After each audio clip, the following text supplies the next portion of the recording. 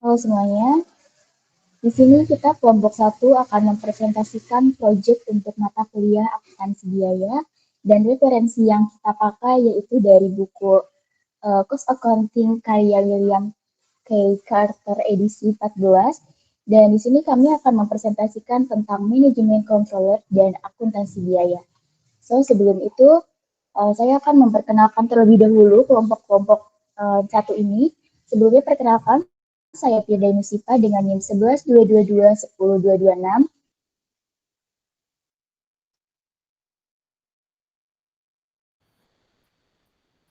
Saya Vibi Dwita dengan NIM 11 222 10 218. Selanjutnya kita akan membahas tentang tujuan dari pembelajaran kita dari bab 1 ini. So, untuk tujuan pembelajaran ini, yang pertama kita bisa mengetahui model dari proses manajemen yang meliputi 3 aktivitas, yaitu perencanaan, yang kedua pengorganisasian, dan ketiga pengendalian.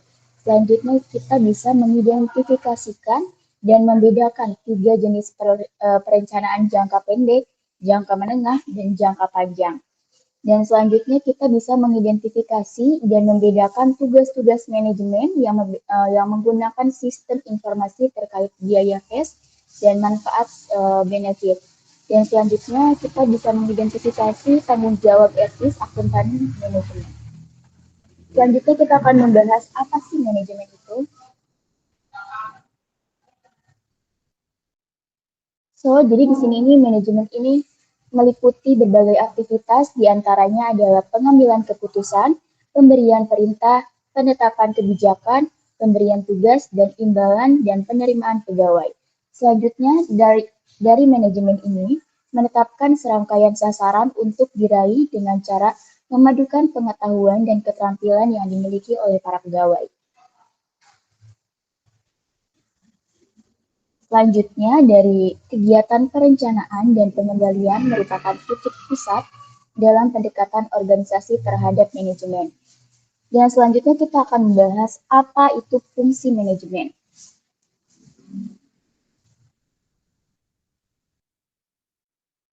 Di berbagai literatur disebutkan banyak sekali fungsi manajemen, namun secara umum ada 3 fungsi manajemen yang utama, yaitu yang pertama adalah fungsi perencanaan atau planning, yang kedua fungsi pengorganisasian atau organizing, dan yang ketiga adalah fungsi pengendalian atau controlling.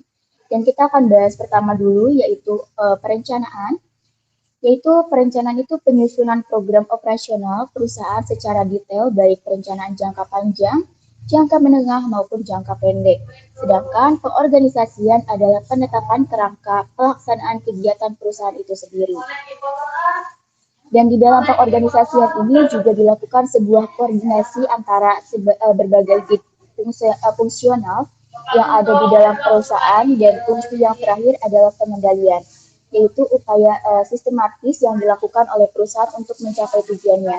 Oleh karena itu, di dalam fungsi pengendalian di sini biasanya akan terdapat sistem pengendalian manajemen yang salah satunya itu adalah dalam bentuk SOP atau standar operating producer. Dan selanjutnya kita akan membahas tentang 3 level manajemen.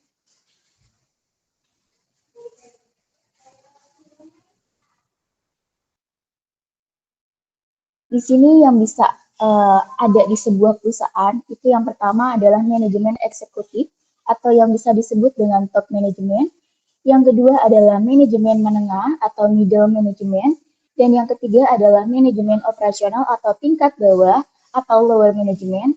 Dan untuk manajemen eksekutif ini, jabatan yang biasa ada disebut dengan presiden direktur, wakil presiden, direktur pemasaran, direktur pembelian, direktur fabrikasi, direktur keuangan, direktur akuntansi, dan lainnya. Dan selanjutnya untuk yang menengah itu ada kepala departemen atau kepala divisi dan kepala cabang. Dan untuk manajemen level operasional biasanya berupa supervisor yang bisa disebut dengan para penyelia. Dan kita masuk ke materi berikutnya, yaitu tentang tanggung jawab manajemen. Dan kalau kita bicara organisasi, tentu saja ada manajemen, ada manajer dan subordinat, atau mereka yang berada di bawah sang manajer yang biasa kita sebut dengan staff. Ada 3 istilah yang terkait dengan tanggung jawab manajemen. Yang pertama, responsibility. Yang kedua, authority. Yang ketiga, ada accountability atau akuntabilitas. Nah, di sini kalau misalnya kita lihat garis panah yang ada di gambar ini, terlihat bahwa responsibility dan authority adalah garis dari manajer ke subordinat. Artinya responsibility dan authority ini merupakan kewenangan manajer yang dilakukan kepada subordinatnya.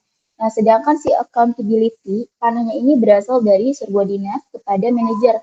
Artinya, bahwa ketika seorang staff atau level yang bawahnya melakukan pertanggungjawaban yang kita sebut dengan akuntabilitas. Nah, ini tuh akuntabilitas ini adalah salah satu bentuk pertanggungjawaban yang dilakukan kepada pihak manajer. Dan akuntabilitas ini biasanya tuh dilakukan dalam bentuk pelaporan-pelaporan. Dan selanjutnya ada bagan organisasi.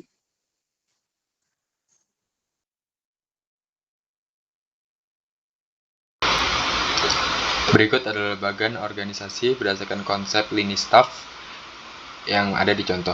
Kita bisa lihat ini organisasi, sebuah perusahaan yang menggunakan konsep lini staff. Paling tinggi adalah pemegang saham, kemudian di bawahnya ada di dewan direksi. Apabila di Indonesia, di antara pemegang saham dan dewan direksi ada dewan komisaris, karena Indonesia menggunakan azas kontinental, sedangkan yang ada di slide ini menggunakan asas atau sistem Anglo-Saxon, di mana tidak ada dewan komisaris di sini. Kemudian kita perhatikan di sana ada presiden, sekretaris wakil presiden, bidang pemasaran, wakil presiden manufaktur, ada wakil presiden tentang riset dan pengembangan. Serta Anda perhatikan yang biru di sini ada treasurer dan controller, dan khusus controller di bawahnya ada beberapa bagian yang kelihatan akuntansi, termasuk akuntansi biaya, ada akuntansi umum, kemudian pajak, audit, internal, manajemen umum kantor.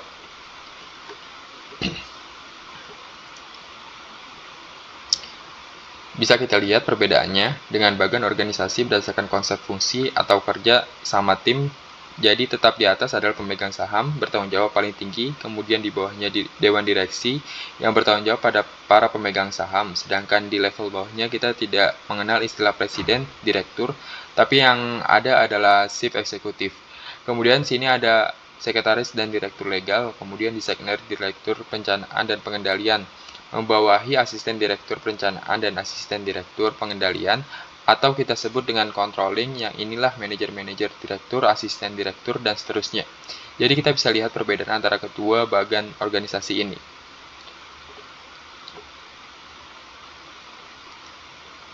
Kita masuk ke tahap berikutnya, yaitu departemen biaya atau cost department. Bagaimanakah peran akuntansi biaya di dalam perusahaan? Ada banyak akuntansi biaya, diantaranya adalah budgeting, pricing, kemudian determining profit, kemudian ada choosing among alternative, dan ada cost contingent manufacturing teknologi. Ini adalah sebagian dari banyak peran akuntansi biaya yang dapat kami sampaikan pada kesempatan kali ini. Budgeting adalah penganggaran, pricing adalah penetapan harga atau penentuan harga, determining profit adalah penetapan profit, choosing among alternative adalah pemilihan dari berbagai efektif yang ada di perusahaan, kemudian cost accounting dan manufacturing teknologi. Apakah yang dimaksud dengan budgeting? Secara sederhana, budgeting adalah rencana manajemen dalam bentuk kuantitatif atau angka. Semua level manajemen wajib membuat anggaran. Ketiga, berperan penting dalam mempengaruhi perilaku individual dan kelompok pada semua level manajerial, berupa 1. Penetapan tujuan. 2. Pemberian informasi kepada individu mengenai apa saja yang harus mereka lakukan guna mencapai tujuan perusahaan. 3. Pemberian motivasi dalam pelaksanaan kinerja. 4. Pelaksanakan evaluasi kinerja. 5. Pemberian saran mengenai kapan tindakan koreksi perlu dilakukan. Selanjutnya adalah pricing processing. Meskipun penentuan harga lebih ditentukan oleh hubungan penawaran dan permintaan, supply dan demand, namun perhitungan harga jual produk juga perlu dilakukan agar diketahui bahwa harga tersebut telah dapat menutup biaya produksi. Penentuan harga jual diperlukan pula dalam proses pengajuan penawaran bidding, khususnya pada kondisi di mana hanya terdapat sedikit informasi masa lalu mengenai produk atau jasa tersebut. Selanjutnya ada determining profits. Akuntansi biaya digunakan untuk menghitung harga pokok atau cost produk yang dihasilkan dalam suatu periode. Selanjutnya, harga pokok dibandingkan dengan pendapatan atau revenue untuk mengetahui besarnya keuntungan atau profit. Penandingan total biaya tetap atau fixed cost suatu periode dengan pendapatan dikenal dengan istilah directing costing atau variable costing. Penandingan seluruh atau sebagian biaya tetap produksi atau fixed manufacturing cost dengan unit yang dihasilkan dikenal dengan istilah absorption costing.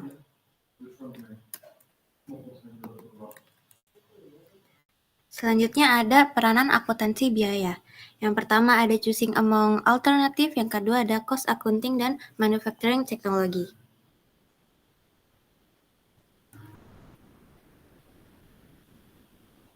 Akuntansi biaya menyediakan informasi terkait pendapatan dan biaya yang berbeda yang dihasilkan dari berbagai alternatif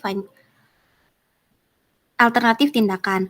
Manajemen membuat keputusan jangka pendek dan jangka panjang berdasarkan informasi dari akuntansi biaya tersebut. Misalnya, untuk memasuki pasar baru atau new market, mengembangkan produk baru, penghentian produk lama, penentuan untuk membeli atau membuat sendiri produk, penemuan membeli atau leasing dan sebagainya. Selanjutnya, costing accounting manufacturing teknologi. Teknologi mengubah hakikat biaya dan proses produksi. Misalnya, tingkat inventory yang rendah, penggunaan sedikit jumlah tenaga kerja, dan meningkatnya biaya tetap. Yang kedua ada otomasi pabrik atau factory automation. Berdampak pada kebutuhan modal yang semakin besar. Hal ini disebabkan semakin masifnya penggunaan sistem komputerisasi dalam proses produksi. Hal ini tentu saja berdampak pada biaya. Yang ketiga, ada pada kondisi seperti ini, sistem akuntansi biaya ditantang untuk melakukan evaluasi dan melakukan peningkatan yang diperlukan. Informasi akuntansi biaya yang dapat diandalkan kini menjadi alat perang yang kompetitif. Selanjutnya ada etika dan sertifikasi. Setiap orang di dalam suatu organisasi yang pekerjaannya bersentuhan dengan akuntansi biaya atau fungsi lain dari akuntansi bisa disebut sebagai akuntan manajemen atau manajer keuangan. Terdapat sertifikasi terkait dengan profesi ini, yaitu Certified Management Accountant atau CMA dan Certified Financial Manager atau CFM. Setiap organisasi profesi tentu saja memiliki kode etik.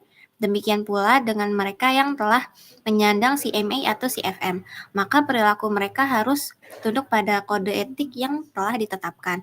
Pada tahun 1997, Institute of Management Accountants atau IMA telah mengeluarkan kode etik yang telah dimodifikasi, yaitu Standards of Ethical Conduct for Practitioners of Management, Accounting, and Financial Management.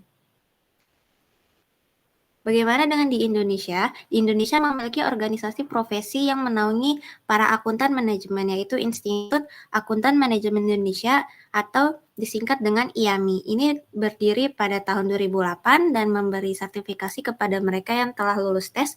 Program sertifikasinya berupa sertifikat profesional manajemen akuntan atau CPMA. Ini logo IMA-nya sama CPMA.